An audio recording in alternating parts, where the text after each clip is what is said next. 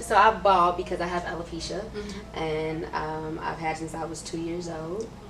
My entire life. I started wearing wigs that I can remember. Like in first grade, I was wearing wigs. They would always be too big for me,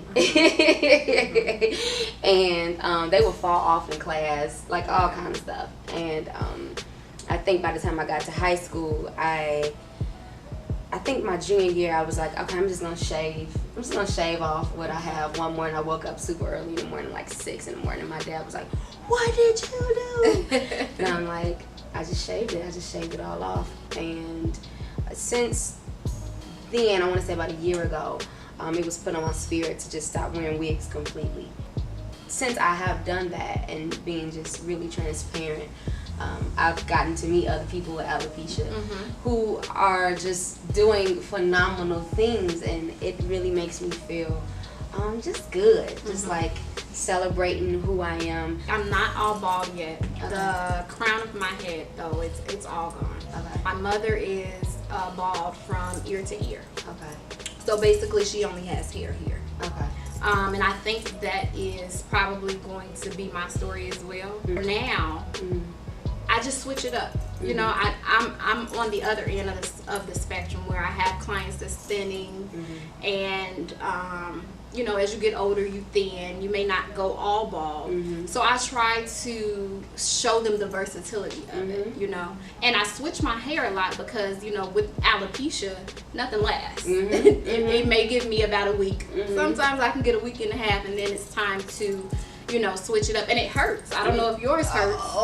It actually hurts, and it itches a lot. I'm like, itches. Why does it itch? It itches so much. It itches a lot. So I have to switch it up. I have to shampoo it often. But I think the versatility of, you know, I can go from hair down my back to a shortcut, or, you know, I try to show women that even when you're dealing with something of this magnitude, that you can still be beautiful, whichever way that you want to be. I was telling Crystal earlier that I'm gonna eventually be bald. I want to be bald. You know, I love my face. I don't want to sound, you know. You got beautiful canvas. You know, but I'm not afraid of it, but I'm not there yet. You know, I still have enough hair where I can be, you know, versatile. Right. I go through these phases a lot where, like, you know what, I want some real big curly hair. Like, let me go in that closet because she's still there. And she can be washed and refurbished. I just like the freedom of being able to do whatever it is that you want to do. What makes you feel beautiful. You know, if you want to go outside with nothing, then be beautiful with nothing. You know, it's the confidence from within that I adore. And you can, all over you. The confidence is all over. Thank you. And it's also interesting how, like, you're a cosmetologist. I've been a makeup artist for 8 years. Okay. So when I was in cosmetology school, I met a few other people who had alopecia as well.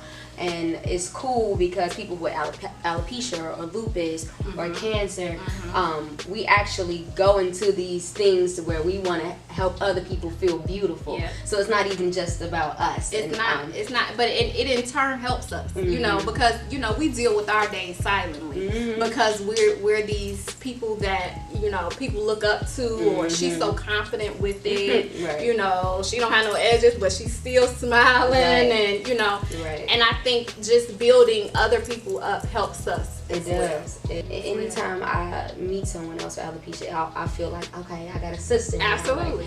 Without you even without you even knowing, I'm like, okay, that's my sister. Like, And then, you know, I used to tell my mother, I'm like, I think God gives, you know, women, not just women, but people who are going to go through something later in life, he gives them a little bit something extra, you know, to hold on to, because he knew, you know, that we were going to have to pour out to so many people and, you know, be so transparent in this journey, that he gives us a little bit extra to hold on to for ourselves. Yeah, absolutely. I have a friend who is a painter inspired by Tyler. She's amazing.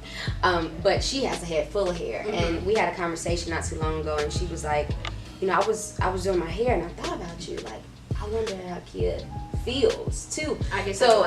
Right? And it's just like, wow, even for people to feel that way, and it makes them think about themselves as well, to check them, and it's it's a cool thing. It can be heartbreaking, but for the most part, it's just like I can swim without an issue. I can have the windows down without an issue. Absolutely. Like, you think about the good things, and I use it. You know, as a teaching, I have 2 little daughters, and every time they see me, you know, shampoo my hair or get ready to style my hair, my one middle child, she's so sensitive. She wears her heart on her sleeve, and she would say to me, "Mommy, I wish you had hair," or, you know, "I feel bad that you don't have hair." And I tell her, I said, "Baby, I still feel beautiful." You know, so I use it as a teaching moment for my girls, that no matter, you know, what trials and tribulations may come, you still have to know that you're beautiful. Know that God made you this way for a purpose. And I believe that my purpose is so that, you know, I can inspire others.